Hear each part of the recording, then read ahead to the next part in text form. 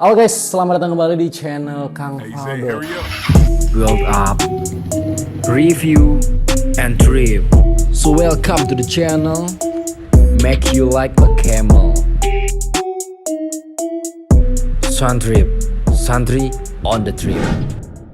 Kali ini gua mau bikin konten yang cukup berbeda, yaitu gue bakal bikin konten otomotif. Jadi gue bakal nge-review motor custom gue ini nih, si Aesthetic namanya. Nah, tapi bukan cuma soal nge-review, gue juga bakal bikin konten tentang nge-build up motor ini, touring pakai motor ini, dan keseruan gue pakai motor ini. Di konten gue yang pertama ini, gue bakal nge-review dulu nih motor custom gue ini. Gitu. Ya, gue bakal tunjukin sama kalian detail dari motor ini dan gimana sih cara gue nge-build up motor ini supaya terlihat sangar. Penasaran? Let me show you. Asal kalian tahu aja nih ya, gue ngebangun motor ini itu dari bahan motor Mega Pro 2011, Mega Pro Karbu. Jadi kalau kalian lihat di bagian mesinnya itu masih pakai mesin yang jadul, bukan pakai mesin motor kopling yang terbaru ya. Jadi karena emang tahun juga masih tahun tua, tahun 2011. Kenapa gue milih yang Mega Pro tahun 2011? Karena harganya jauh lebih murah sekarang ya, yang secondnya.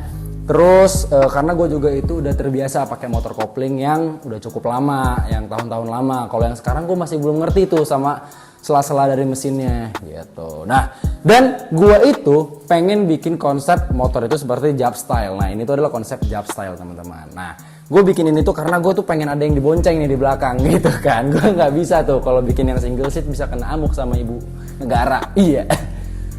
Nah, bahan Mega Pro Karbu ini cocok banget buat gue jadiin sebagai motor custom dengan konsep Jap Style. Karena emang dari rangka besinya itu nggak perlu banyak yang dirombak. Tinggal nambah di belakang aja sedikit, itu ya, las sedikit aja buat supaya ada dudukan joksnya ini seperti kayak motor custom Jap Style gitu. Nah, rahasianya supaya motor gue ini tuh terlihat sangar, padahal dari segi cc-nya itu cuman kecil ya cc-nya, gak gede-gede amat, gak kayak Scorpio, gak kayak Bison gitu ya. Tapi gimana caranya supaya motor itu terlihat sangar ketika orang pertama kali ngeliat? Ya gue cukup menambahkan aksesoris pada ban ini. Gue bikin ukurannya tuh jauh lebih besar, teman-teman. Nah, beda dengan yang lain ya. Kalau misalnya yang lain tuh bannya kecil ya. Kalau motor custom gue sengaja gue pilih ukuran bannya itu yang jauh lebih besar supaya terlihat gagah dan sangar gitu dia.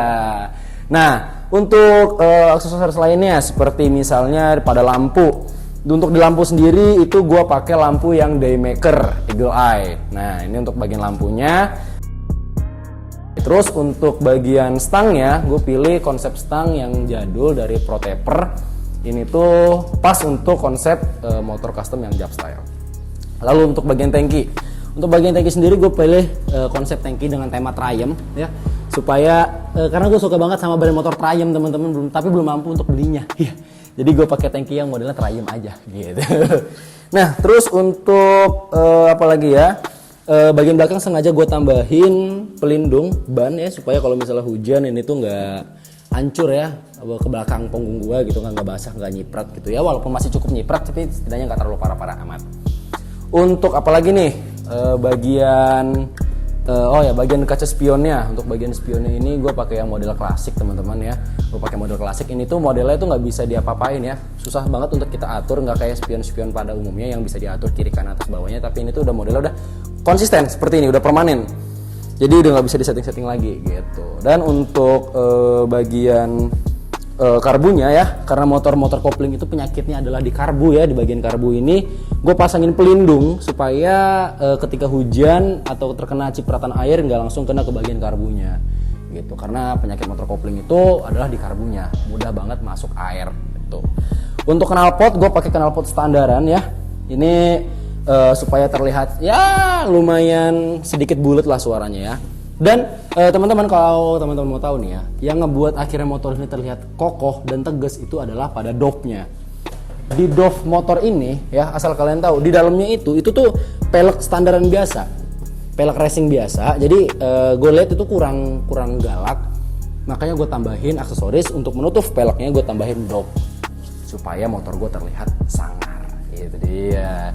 Jadi apalagi nih yang teman-teman pengen lihat dari motor ini dan atau ada masukan untuk motor gue kira-kira harus ditambahin apa lagi? Komen di bawah, gue bakal coba di motor ini gitu. Thank you very much. Semoga konten ini bermanfaat dan bakal banyak yang nonton ya. Amin.